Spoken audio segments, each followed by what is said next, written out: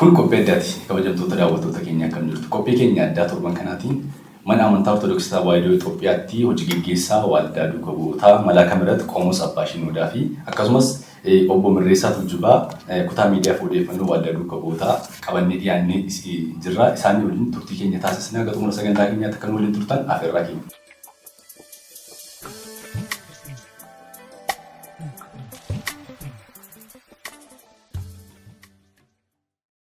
Abbaa keenyaa wagana qaaliftanii keessuma daawwattoota keenya afaan waliin waraana.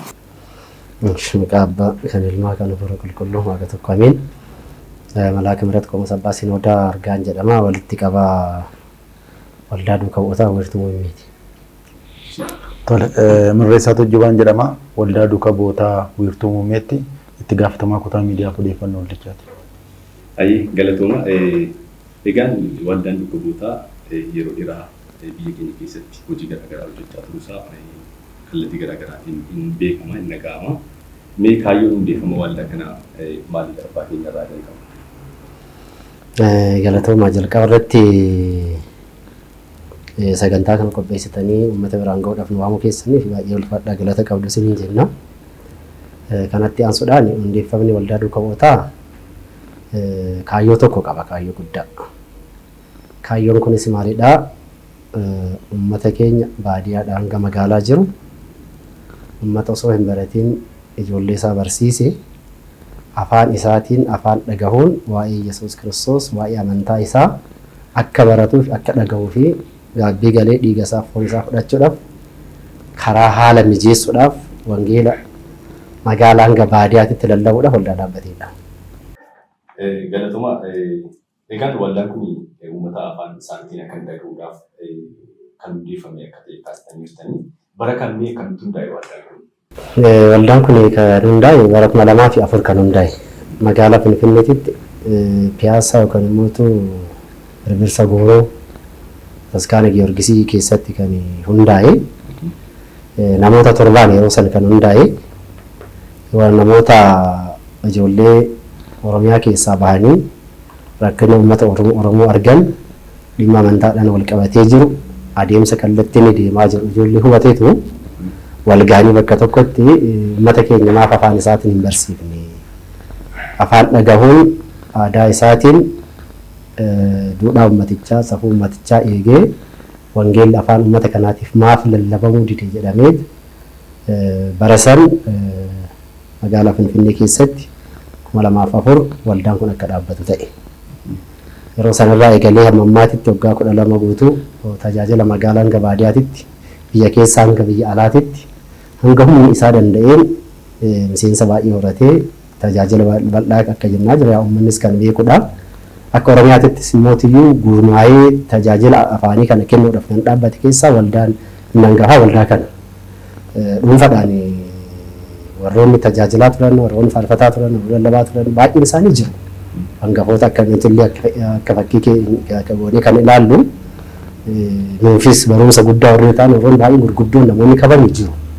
Akka waldaatti qindaa'ee garuu uummata kana bira gahuu qaba jedhee sagantaa kanaan kan jalqabe waldaa kana. Galatooma. Waldaan kun erga hundaa'ee gara waggaa 12 lakkoofsiseera. Keessattuu magaalaa Finfinnee hanga Oromiyaatti Giyoorgisii Birbirsa Goorootti kan inni hundaa'e. Tibba kana immoo beekamtiin waldaa duuka bu'ootaaf kenname jedhamee miidiyaa hawaasummaa irra namoonni gammachuu isaanii kallattii garaagaraa ibsachaa turanii beekamtiin kun inni maalidha? Beekamtiin ibsuudhaafis baay'ee nama rakkisa. Eenyaa'u beekamtii kennameetti baay'ee gammanneerra. Beekamtiin kenname kun tajaajila waldaan duuka bu'ootaa waggaa 12 guutuu kan tajaajilaa ture. Phaaphaasota godinaalee bulchanirraa beekamtii fudhatee tajaajilaa ture. Isuma phaaphaasiin kophaa kophaatti kennan sana bakka tokkotti walitti deebisanii gara siinodoosiitiin leegaal godhan. Wanta birootii miti. Waggaa 12 guutuu beekamtii qaba waldaan. Oromiyaa guutuu keessatti phaaphaasota jiranirraa beekamtii fudhatee tajaajila gahaas ta'uu baatu iddoo tokkotti rakkachaa iddoo tokkotti maal jechaa waldaa tajaajilaa ture. Amma garuu isuma akka waliigalaatitti dirqama caasaa mana amantaa kan sinodoosii san jala galuu qaba jedhamee wanta amanameef kallattii san sirreessuudhaaf waldaa duukootaatiif akka sinodoosii waliigalaatitti beekamtiin kennameef. Ani waggaa 12 gootu waldaan beekamtii qaba beekamtiidhaan socho'aa kan ture. Beekamtiin duraan kenname sun sadarkaa godinaa fi biyya lallabaa irratti malee akka waliigalaatti hin turre jechuudha. Akka waliigalaatti hin turre. Akka waliigalaatti waggaa 12 gaafataa turre miti. Waggaa 12 guutuu gaafataa turre akka waldaatitti deddeebinee mana sanatti deddeebinee gaafataa turre caasaan waldaa ittiin bulchinu hin bocamne waan ta'eef eegaa kan hin jedhu deebiin kan deebi'aa ture. Sababeeffachuudhaan asirratti galata guddaas kan kennuufii qabnu abbaan keenya Bunasaayiroos uummata Oromooti kan tajaajiltanii saba kana kan tajaajiltanii rakkina tokko hin qabu uummata keessan tajaajilaadhanii beekamtii jalqabaa waldaa kanaaf kan kennan isaani. Bunasaayiroos beekamtii kenninaan kan isaanii gaafannee Phaaphaasota Ibroos deemnee gaafachaa isaanis kan tokko barreesse tokko ilaalaa kan tokko barreesse tokko ilaalaa godina Oromiyaa guutuurratti karaa sanaan kennan.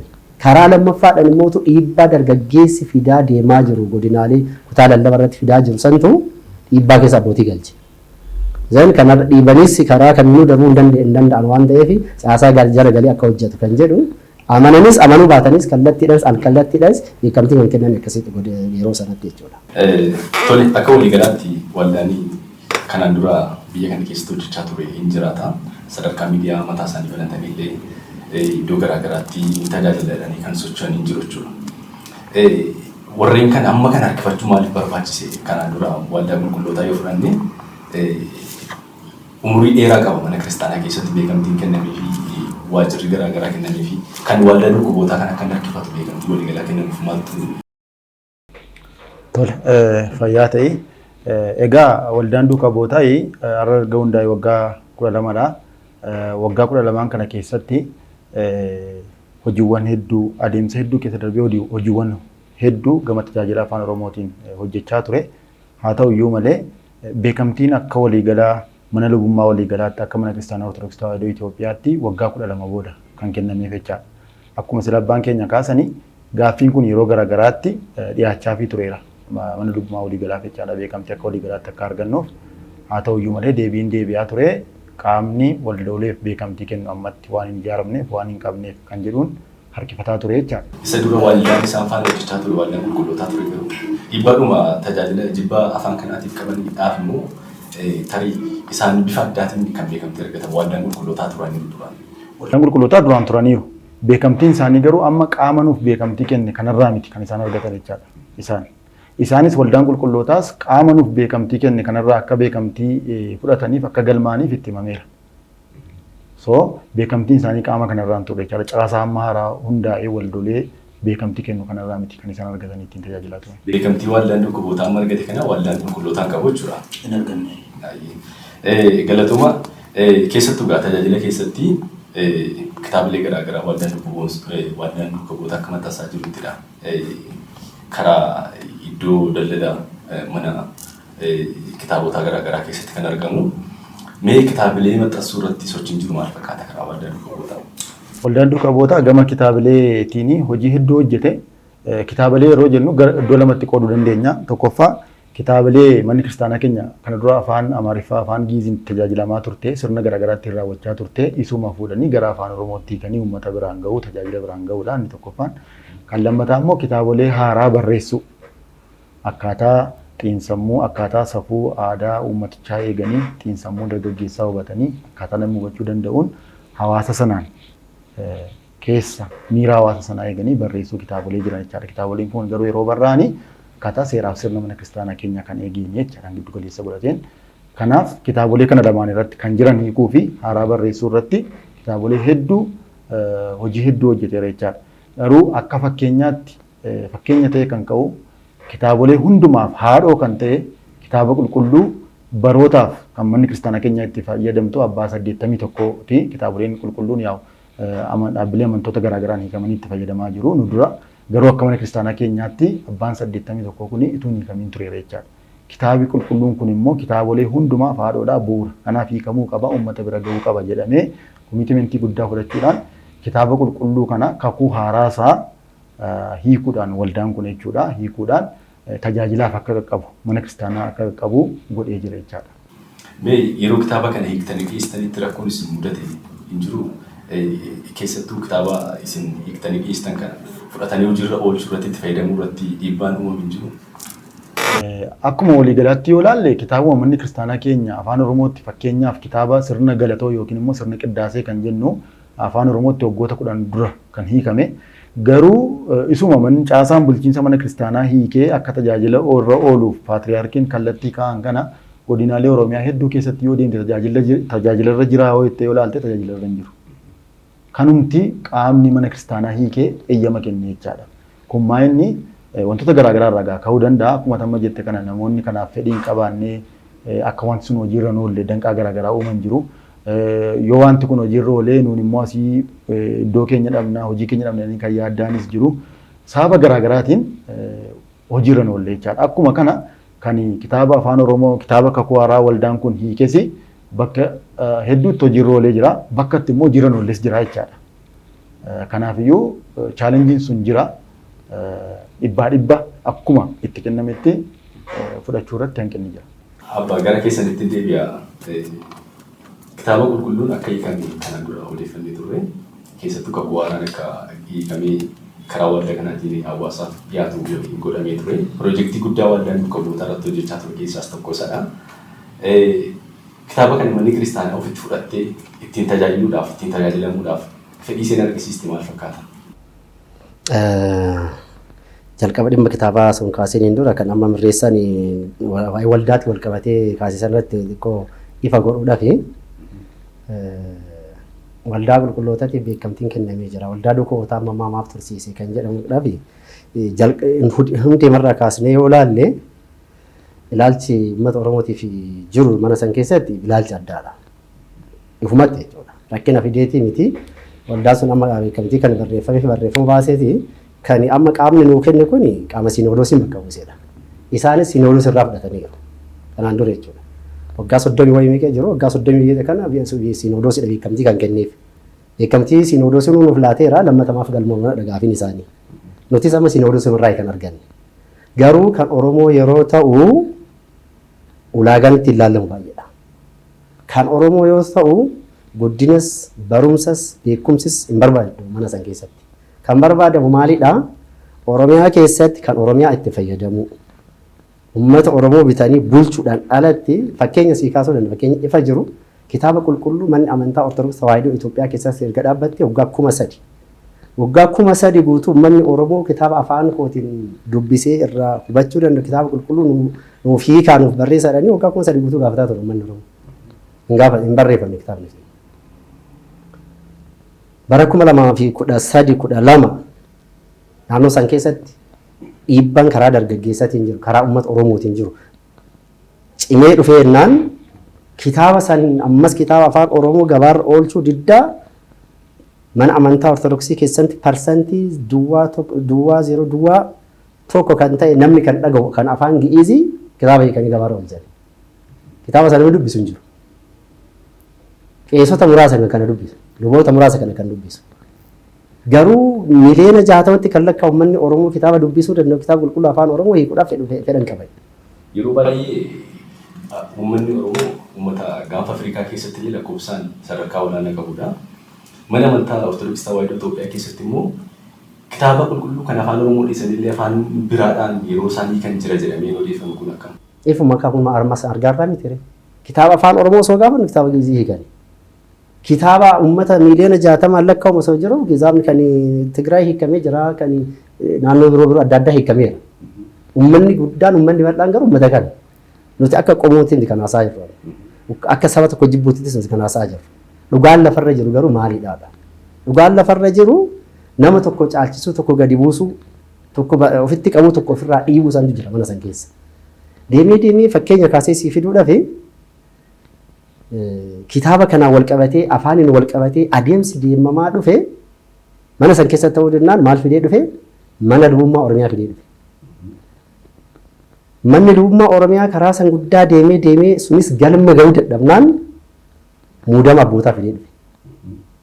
Muudamni abbootaa kunis ammas deemee galma hin geenye. Bakka barbaadame iddoo barbaadame wanta kaayyameef san hin geenye ammas. Inni kunis ammas harkifatee adeemsi Oromiyaa keessa jiru kun amma hin hiikkatu taanaan kallattii biroo qabachuu isaanii afaan buruttis jechuudha. Manni amantaa kun rakkoo kanaan dura darbirraa barachaa hin jirtu. Hin jiru. Bafisuun kompiliitilii parsantii 100 jedhee siif kaasuu danda'a. Fakkeenya siif kaasa gaafa piraayim ministeeriin hundumaa abbootii walitti qabee walitti araarsu Oromiyaa guutuu keessatti manneen barumsaa hin banna. Kan afaan isaanii itti baratan. Kitaaba ni barreessina. Kolleejjii yuunivarsiitii adda addaa ni banadhanii waadan galamee ture miti. Hamma ammaa agartee miti. Kolleejjii tokko banuu miti, mana barumsaa tokko gadi dhaabuu miti, bajeta gadhiifame agartee dhageesse hin jiru. Afaan eenyummaan yeroo jiru waadaa siif galu, hojiitti kurratti garuu ammas uummanni cimeetu gaafatee lakki uummanni keenya badaa jira. Afaan isaatiin haa baratu. Manni barumsaa kolleejjiin yuunivarsiitiin adda addaa nuuf haa banamu jedhee ammas dhiibee itti deemeen alatti itti yaadanii uummanni Oromoo amantaa gadhiisee bahaa jira. Uummanni Oromoo rakkina keessa jira. Uummata Oromootiif immoo kanatu mara jedhanii hin hojjetan. Yoomiyyuu hin hojjetan kana. Kun ifa. Maali irratti ifa ta'ee mana luummaa Oromiyaa yeroo fudhanii galan koreen dhaabbatee qulqulleessee nuuf haa dhiyeessu waan rakkina jiru hin hiiknaadha. Achumatti bishaan itti naqamee hafe.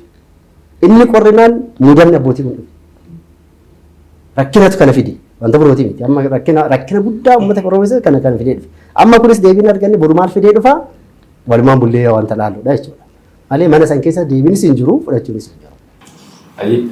Ulfaadhaa abbaa keenya gara obbo Mirreessaatti deebina. Waldaan dhukkuboota gamoo wiirtuu waajjira isaatiif ta'u ijaaruu akka eegalee karaa garaagaraa odeeffannee jirra. Mee ijaarsi sun maalirra jira? Maaliifis fayyada gamoon sun?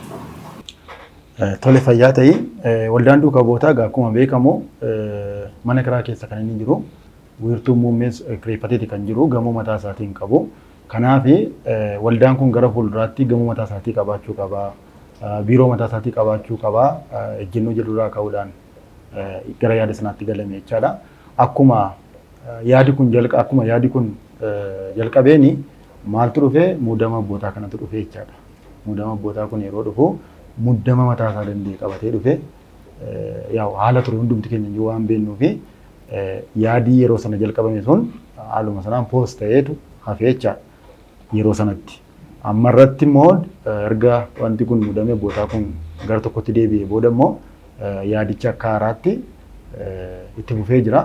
Haa ta'u iyyuu malee garuu bakka gamoon kun itti ijaaramu bittaadhaanis haa ta'u kennaadhaanis haa ta'u bakka amma onaatti hin arganne waan ta'eef yoo argame haala sanaan yoo ta'uu baate immoo furmaata biraas pilaan B kan jennu jechaadha. Furmaata biraas yaadii jiru jira jechaadha. Yaadichi hin dhaabbanne itti fufeema jira. Gara keessatti deebi'a abbaan. Keessattuu muudama abbootiidhaaf kennanis isinis turtaniirtanii waa'ee gamoo waldaa dhukkuboota waajjira muummeetiif oolu ijaaramuudhaaf karoorfame sanarratti Abuna Gabriel hojii geggeessaa Phaaphaasii Wallagga Lixaa kan ta'anii muudamanii turan ambaasaadara gamoo sana turan. Tarii gamoon kun harkifachuun isaanii wajjin wal hidhatamuu maaliifidha? Kan inni osoo hojiirra waliin tureef. Lakki isaanii waliin qabatu rakkina faayinaansiiti. Rakkina faayinaansiiti hundi keenyaan hojjannee irratti yaadnee ture. Karoora kana keessa osoo jiramuudha muudamni abbootii duubaan kan dhufe. Naas hundumaatti dagatameet kan karaa muudama abbootii kanatti hundi isaatu kan deebi'e jechuudha. Sanaan dura irratti garuu wanta jiru sochiin gaariidha kan ture. Yoo ilaalummoota faayinaansii guddaadha kan gaafatu. Madda faayinaansii madda galii kan namoota walitti qabachuudhaaf dhimmoota adda addaa irratti hojjetamaa ture. Sanaadhaan wal qabateetiin waan dhimmi gamoo lafarra harkifataa dhufe. Gara qaama mootummaattis deemnee iddoo lafa hin gaafanne yaadaa turre. Karoora baafnee karoora gubbaa osoo jirru dhimmi haaraan muudama abbootii kun dhufe. Sun achumaan jidduutti dhaabbate jechuudha. Malee isaan waliin qabatu. Akka itti fufuuf tumsa qaama kan barbaadattanii asumaan daawwattoota keenya akka isaanii yaadatti qabatanii tarii namoonni deeggarsa gochuu danda'anis asumaan deeggarsa kan godhanii fi tumsa eenyuun barbaada qaama mootummaa miseensota kan jettanii jiraatu. Kanatti ergaan dabarsuu barbaadu hunduma keenya ilaallata dhimmichi. Maaliidhaaf waldaan dhukkuboota waldaa tajaajila uummata Oromootiif kennuuf waldaa dhaabbateedha. Akkuma caalattu mana amantaa Ortodoksii Tawaahidoo Itoophiyaa kana keessatti tajaajilamtoota warra ta'an warra uummata Ortodoksii amantaa Ortodoksii kan hordofan hundumaaf iyyuu afaan isaatiin aadaa isaa eegee, duudhaa isaa eegee, safuu isaa eegee uummanni Oromoo ta'ee Ortodoksii akka ta'uu danda'u kan barsiise waldaa kana. Waldaa hangafaati Waldaan kun immoo ammas fiigichi isaan kan fiigaa jiru hundi isaa afaan isaatiin akka baratudha waan ta'eef qaama mootummaatis ta'ee dargaggeessas ta'ee saba kamiyyuu haa ta'u uummata Oromoos haa ta'u kaayyoon waldaan bootaa dhaabbateef saba kamiyyuu hin jibbu saba kamiyyuu hin dhiibu saba kamiyyuu eenyu waa'ee nama keessa hin galu siyaasa keessa hin galu wangeela qulqulluudha kan hin lallabu kanaaf immoo tiyyuu amma ammaa deeggaranii duuba dhaabbatanii kan asiin ga'e uummata Oromooti. Ammas uummanni Oromoo harka caalaa qaamni mootummaatii fi abbootiin qabeenyaa faayinaansiidhaan osoo nu gargaaruu danda'anii iddoo lafa itti argachuu dandeenyu osoo nu gargaaruu danda'anii waldaa baay'ee humna qabudha waldaan kun waldaa baay'ee bal'atee deemaa jirudha. Kanaaf dargaggeessa baay'ee of duubatti hiriirsee tajaajila kennaa waldaa jirudha waan ta'eef qaamni hundi isaatiiyyuu kan ergaa kana dhaga'u osoo nu gargaaree magaalaa handhuura Oromiyaa kan taate magaalaa Finfinnee keessatti waajjira tokko ijaarrachuu dandeenye bor dhaloota dhufuuf darbama. Dhaloonni dhufu itti fayyadama. Kanaaf waldaa dhokootaa akka namoonni tokko tokko akka siyaasa sanitti oduu alarraa haasawu osoo hin ta'in kallattiidhaan wanta kaayyoo waldaa dhokootaa dhufanii irraa dhaga'uu danda'u. Saba kamis hin jibbu, saba kamis hin dhiibu. Waldaan kan jedhu Oromoon akka siyaasattis akka amantaas kan gaafataa jiru tokko walqixxummaadha kan gaafatamaa jiru. Akka saba kamiittu akka nama kamiittu of danda'ee afaan kootiin aadaa kootiin barachuun qaba. Kan jedhudha waan ta'eef kan ammootu namuu hin jibbu. Maaldhaaf wangeela qulqulluu irratti afaan 72 duuka bu'ootaaf kan kenne Kiristoos kanaa dhafe. Hundi isaaniitu afaan isaatiin akka dhagariitti akka baratanii dhafe. Waldaan dhokootaa kana galmaan ga'uudhaaf deemaa jira waan ta'eef tajaajila kan warri deeggaru hundi isaatu kamiyyuu osoo nu gargaaree gamoo kana ijaarrannee baay'ee gaariidha jedha. Egaan kabajamtoota daawwattoota keenya isinis akkaataa isaan kaasan kanatti namoonni tajaajila afaan Oromoo waldaan duuka bu'ootaa kennaa jiru kan deeggaruudhaaf fedha qabdan karaa waldaa duuka bu'ootaa naannoo keessa jiranii isaanii quunnamuu dandeessu kan jedhu dhaamsa asumaan isinii dabarsina. Egaan waldaan duuka bu'ootaa jibba qaama kan biraa kan qabne kaastanii jirtanii yeroo tokko mana amantaa keessatti alaabaanii bicaa magariisaa fi keelloon hin barbaachisu yaadni jedhu karaa tajaajila afaan Oromootii fi deeggartoota tajaajila afaan Oromootiin hin kaafama. Bu'uura mana macaafa qulqulluu sin qabu kan jedhamu hin kaafama. Manni amantaa Ortodoksii immoo bal'inaan yeroo isin itti fayyadamtuun argina. Gama biraatiin sana balaaleffachaa waldaan duuka bu'ootaa immoo alaabaa abbaa gadaa hin fayyadama akka jechuutti namoonni kaasanis jiru. Diimaa, gurraacha, adii alaabaa abbaa gadaa fayyadama. Alaabaa tokko jibbanii alaabaa tokkoon bakka buusuudhaaf sochii gochaa jiranidha malee seera mana kiristaanaa kabachiisuu jedhanii namoonni yaada kaasan kallattii garaagaraatiin hin mul'atu. Kana irratti maal jettu? Gaafii gaariidhas yaada gaariidhas. Kun deebii itti kennuu qofa osoo nama kolfiisas yeroo tokko tokko.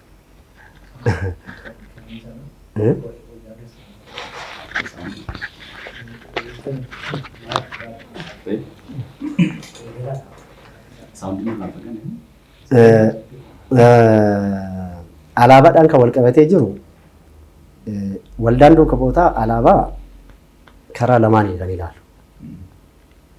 Akka biyyaatitti yoo ta'e alaabaan biyyaa uummanni irratti walii galee alaabaan kun kan kooti jedhee kan mootummaan seera heera itti tume alaabaa biyyaati sun alaabaa guutuu biyyattiiti hin fudhanna sana. Kan guutuun Itoophiyaatti irratti walii galee jechuudha. Karaa amantaa inni lammaffaan immoo karaa amantaatiin alaabaa jiru jedha. Karaa mana amantaa Ortodoks Tawaahidootiin hanga nuti beeknutti manni amantaa alaabaa hin qabnu. Alaabaan ishee fannoo isheeti. Bataskaana yeroo dheektu yeroo bataskaana lafa gaaftee hanga gubbaatti ilaaltu gubbaa irratti fannoo agarta malee alaabaan agarta. Qaraanioo gubbaa gaafa baatu qaraanioo irratti dhaabbatee kan jiru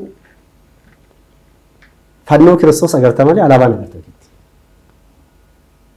Akka amanaa tokkootitti akka Ortodoksii tokkootitti alaabaa ta'e nuti waan afuurratti kan lallabnu malee dhimma lafaa dhimma foonii miti kan lallabnu. Kanaaf manni amantaa Ortodoks Tawaahidoon doogmaa qannoonaa aangoo jettee ishiin qabattee deemaa sun qabanneetti kan deemu. Fakkeenya kaasuudhaaf amma isaan loogoo keenya irratti naxalaa nuti uffannu gubbaa irratti akka loogootitti kan nuti irratti fayyadamne gosa sadii gurraachi jira, adiin jira, diimaan jira. Isaan kana nuti alaabaadhaan walitti fannee deemti. Silumayyuu halluu kana kan abbaa gadaa bakka buusuudhaa fi mana kiristaanaa galchuuf yaalaa jiru jedhanii kan kaasan jiru. Kanamoota yeroo jalqaba isaantu itti gaafatamuu qabaadha. Warri akkas jedhu kun yoo jiraate jalqaba isaantu itti gaafatamuu qaba. Maaliidhaaf manni amantaa yeroo si cuuphee cuuphaa guyyaa 40 fi guyyaa 80tti cuuphamtee yookaan afaan amara kiristinnaa gaafa kaatu kirrii morma keetirra si hidhamu gosa 3. Innis diimaa, adii, gurraacha. Hiikkaa mataa isaa danda'e qaba.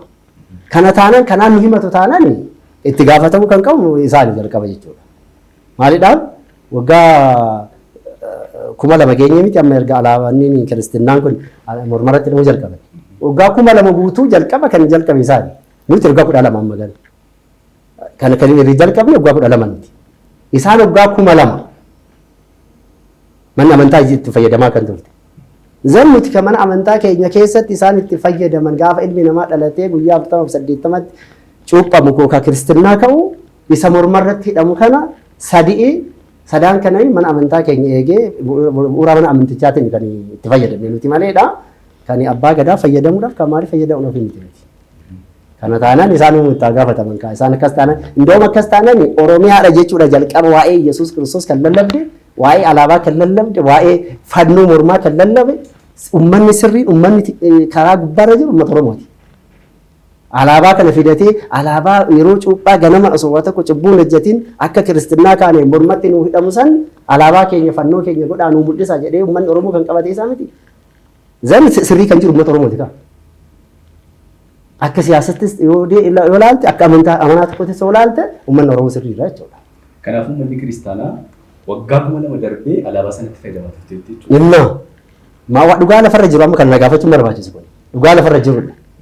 Eenyummaan amma dhayitee abbaas xiqqoo isaa ta'e ejjirsa gaafa kiristinnaa kaatu kirrii mormatti hidhame kamitti yoo gaafatte kirrii gosa 3 siin jedha. Inni maal yoo ta'e diimaa gurraacha adiidhaa siin jedha. Seera mana kiristaanaa keessatti dogmaadhaan kaa'ameera moo qannoonadhaan kaawwameera. Qannoonadhaan kaawwamee jira. Qannoona mana amantaa san eeguun mootummaaf dirqama. Qannoonas haa ta'u dogmas haa ta'u eeguun keenya dirqamaniis. Garuu waa'ee kirriidha wal qabatee waa'ee kana wal qabatee jiru kun qannoonadha. Isa sanuu eeguudhaaf jalqaba kan ture dhimma kana kan labse mana amantaa Ortodoks Tawaahidoo Itoophiyaati. Isa kanatti fayyadamne miti. Abbaan gadaa fudhatee sanurraa fudhatee jechuudha. Waa'ee mana amantaa jalqaba waa'ee Ortodoksii kan lallabee isaan jechuudha. ስለዚህ uummanni Oromoo sirrii jira jechuudha jalqabumaayyuu. Maal kan isaanii nutti as deebisanii himachuu sun nuyi kan isaan himachuu qabaatan. Jalqaba yoo nu dhalatu kirrii gosa sadiitti hiitanii alaabaa kana ammaa fanniftan jechee gaafachuu kan qabaatu uummata Oromooti jechuudha. Waldaan bakka buutaa waggaa 12 akka lakkoofsittidha kan isin kaastanii. Waggaa 12 lakkoofsa kana keessatti mee rakkoowwan akkamitti isa mudachaa ture dhiibbaa akkamii keessa darbee har'a gahee akka waldaa ta'ee beekamtii sadarkaa guutuu biyyaatti argachuudhaaf danda'e mee kanarraa waa jedhama. Tole ulfaadhoo akkuma waliigalaatti yoo kaasne amantiin kiristaanummaa qormaata keessa kan isheen dabartu akkuma waliigalaatti yoo ilaalle jechaadha. Daandii qormaata itti baay'atudha kiristaanummaani. Akka waldaa keenyaatti immoo akkana gaafatetti yoo dhufe waldaan duuka bootaa akka salphaatti as hin geenye.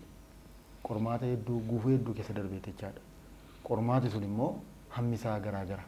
Haga lubbuu namaa itti wareegamutti qormaata keessa darbee waldaan duuka bootaa. Keessattuu seenaa luba Phexrosii wal qabatee isaanii miidiyaa hawaasummaa isaanii irratti waan baay'ee barreessu mee sanas isaaniin wal qabatee lubni Phexros kan wareegamanii tajaajiluma afaan Oromoo kanaaf jechaadha. Tajaajila afaan Oromoo kanaa hin laattuu lakkinan laadhaa kan jedhuun jechaadha. Itti dhaabaa hin dhaabuttan fufaa kan jedhuun jechaadha. Miseensa waldaa keenyaas turan jechaadha lubni Phexros. Kanaafiyyuu haga wareegama lubbuutti jechaadha qormaatii qaqqabe. Kana bira kan darbee ijoolleen itti ari'ataman hedduudha. Kanneen hojii isaanii mana kiristaanaa keessaa itti dhaban hedduudha. Kanneen itti hidhaman, kanneen itti reebaman hedduudha. Kanaaf akka salphaatti waldaas ga'e miti jechaadha.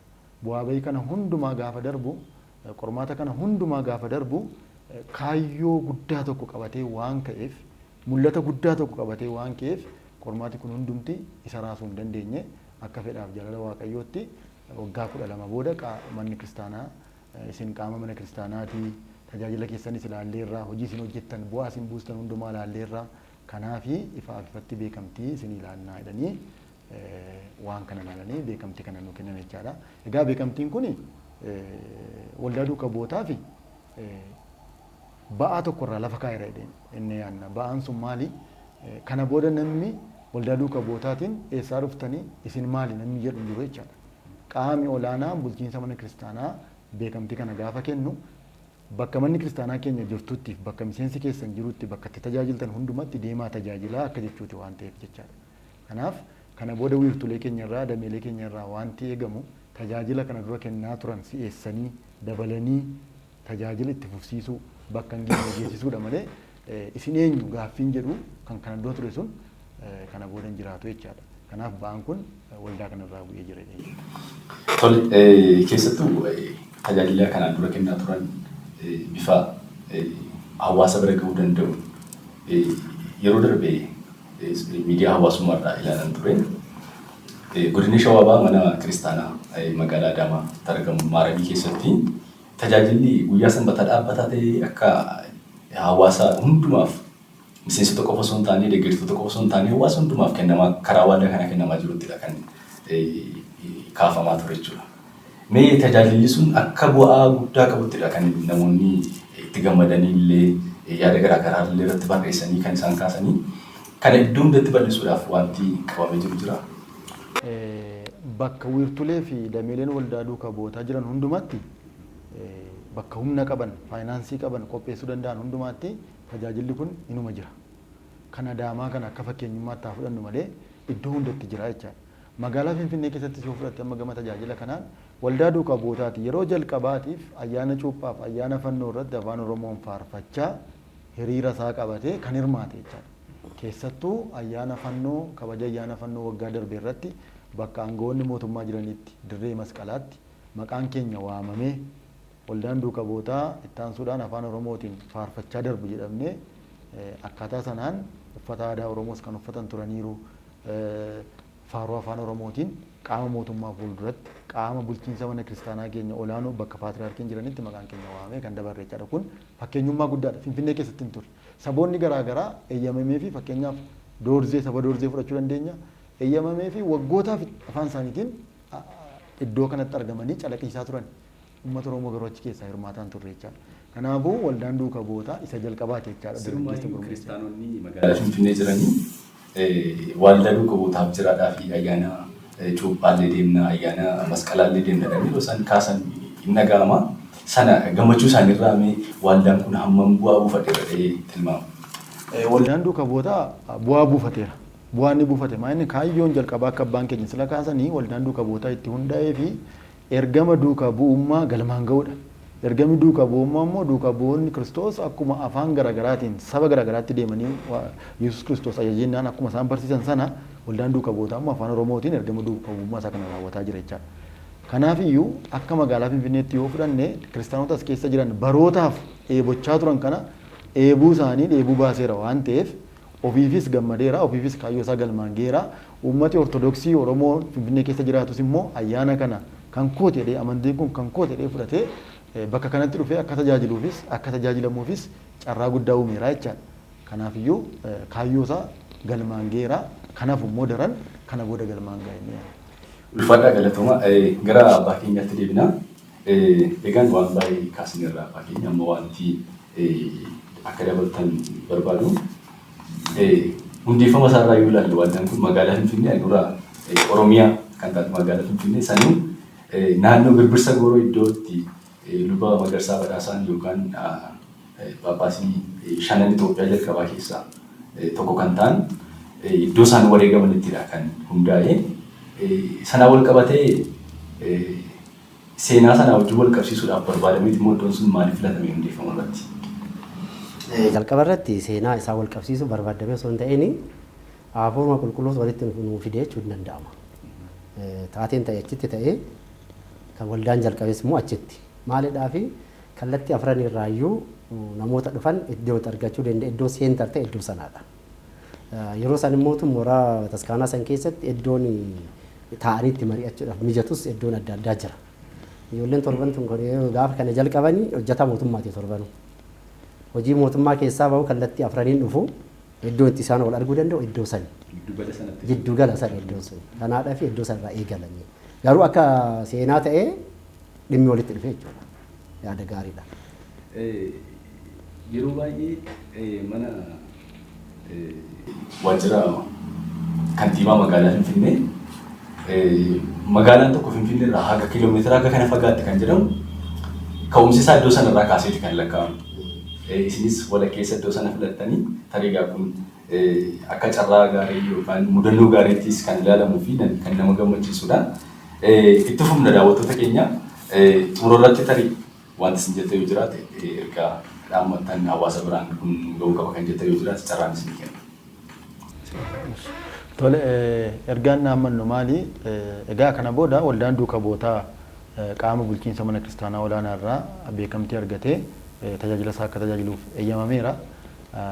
Miseensota keenyaaf wiirtulee dameelee keenya jiraniif ergaan dabarsinu kana dura akka kana dura waldaan duuka bootaa tajaajilaa turetti kana booda tajaajila itti fufuun hin danda'amu jechaadha.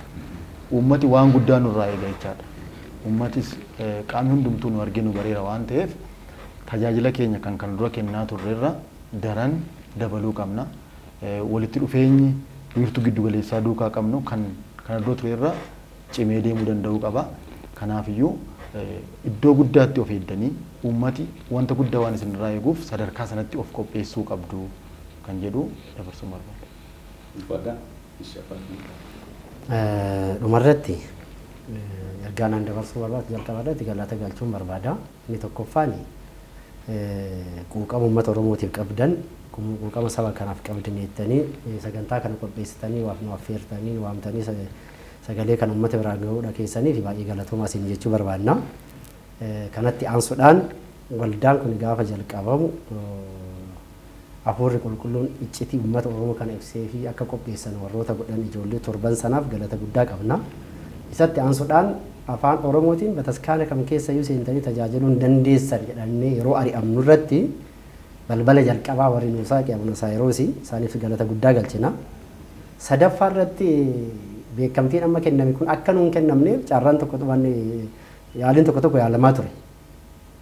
Abbaan keenya Abuna Diyoosqoroos itti gaafatamaan amma waldooleedhaan jedhanii siinodoosiin iddoo bakka buusanii ulaagaa jiru guutan taanan waldaan kamiyyuu tajaajiluu danda'a. Ergama siinodoosiin naan kenneefan galmaan ga'a jedhanii itti amananii beekamtii kan waldaa duuka bootaatiif waan kennaniif abbaa keenya eebbifamoo abbaa Diyoosqoroosiifis galata guddaa galchina. Kanatti aanuudhaan uummata Oromooti biratti ergaan ani dabarsu waldaan duuka bootaa waldaa isaaniiti. Oromiyaa keessatti waldaa kana kan hin beekne hin jiru. Qaama mootummaarraa kaasee hanga daka jiruutitti namni hin beekne hin jiru beekuun isaaniiti iyyuu. Karaa lammaffaan immoo waldaan kun siyaasa kam keessayyuu akka hin galle kam keessayyuu galees akka amma ammaa hin hojjenne qaamni mootummaas beeka uummanni Oromoos beeka. Kaayyoo keenyas miti waan ta'eef. Itti aansuudhaan dhimma kana baadiyyaadhaa hanga magaalaatti biyya keessa hanga biyya alaatitti uummanni keenya baadiyyaa jiru afaan isaatiin haa baratu tajaajila haa argatu jedhanii buusii qarshii isaa ofirratti murteessanii kiisii isaanii keessaa baasanii harka caalaa ijoolleen biyya Arabaa birrii baay'ee garan erguudhaan uummanni baadiyyaa keessatti akka tajaajilamu godhuu isaaniitiif isaan hundaafuu galata guddaa galchina. Isa dhumarratti ergaan ani dabarsu uummanni Oromoo hundi isaatu waldaa kana maddii dhaabbatee gamoo amma ijaaruudhaaf deemaa jiru kanarratti hanga humni isaanii danda'e walittis gurmaa'uudhaan dhaabbata adda addaa dhaabuudhaan waldaan kun gamoo isaa Finfinnee keessatti akka dhaabbatu akka nu gargaartan ergaa keenya isinii dabarsina. Waldaan duuka bootaa beekamtii argate jechuun baardanii yookaan fe'aa guddaa itti dabalame amma. Kan caala hojjetu kan dura hojjete caalaa amma hojjechuudhaaf itti gaafatummaas ofirraa qaba amma. Qaama karaa kamiitiin jechuudha. Kanaaf of eeggannoo guddaadhaan naamusa guddaadhaan akka amanaa tokkootitti hundi isaaniitiyyuu dabirii irra jiran irra kaasanii sabakaa gubayee wajjin godina irra jiran irra kaasee aanaa irra jiran irra kaasee naamusa guddaadhaan akka abbootii keenya qulqulloota duuka bootaa sanatti eenyumaafuu ajajamaa tajaajila isaa garuu galmaan gaachaa keessattuu mootiyyuu Oromoo taatee Ortodoksii ta'uu hin danda'amu kan jedhu san ibsanii agarsiisuudhaan. Isatti aansuudhaan Ortodoksiin Oromoon saba kamis hin jibbu, nama kamis hin dhiibu, nama kamis hin tuqu garuu uummanni koo afaan dhaga'uun afaan isaatiin haa baratuudha. Duudhaa uummata sana, safuu uummata sana, aadaa uummata sana eeganii wangeela qulqulluu labsanii barsiisanii uummata gara dhaaltuu mootummaatitti akka deebisan miseensa kan hin ta'in akka miseensa ta'an kan miseensa ta'an immoo cimanii akka dhaabbatan ergaa kiyya guddaa dabarsaa waldaan duuka bu'ootaa siyaasarraayis maalii kamirraas bilisa wangeela qulqulluudha kan lallabu kana hojjechuu kan barbaadu waldaa kanatti makamuu danda'a. Siyaasa kam keessayyuu hanga lamma waggaa 12 gallees hin beeknu maqaan keenyas ka'ee hin beeku borus kan itti fufnu kanuma. Karaa mana amantaa ortodoksii tawaahidootiin sodaan isaan qabanis sodaachuu osoo dhufanii keessa seenan ilaaluudha. Oduu alarra deemu osoo hin ta'in qabatamaa wanti hojjetaa waldaan kun hojjetaa jiru maalidha? Uummata ofiiti kan barsiisaa jiru. Kitaaba adda addaa hiikee jira. Kitaaba adda addaa barreessee jira. Uummata biraanis gahee jira. Kanaaf waldaa kan akka deeggartanii adaraa isiniin jechuun barbaada. Jabaadhaa bakka jirtanitti cimaati hojii keessan galmaan gahaa jechuun barbaada. Isinis galatooma. Keessumoota keenyaan ulfaadhaa galatoomaa isaaniin jecha turtii nuti Malaaka biratti qomus abbaa Shinoodaa hojii gaggeessaa waldaa duuka bu'ootaa akkasumas obbo Mirreessaa Tuujubaa kutaa miidiyaa fi odeeffannoo waldaa duuka bu'ootaa waliin taasisne asuma irratti xumurra. Haga xumuraatti waan dhufanii turtaniif ulfaadhaa galatoomaa isiniin jenna yeroo gaarii.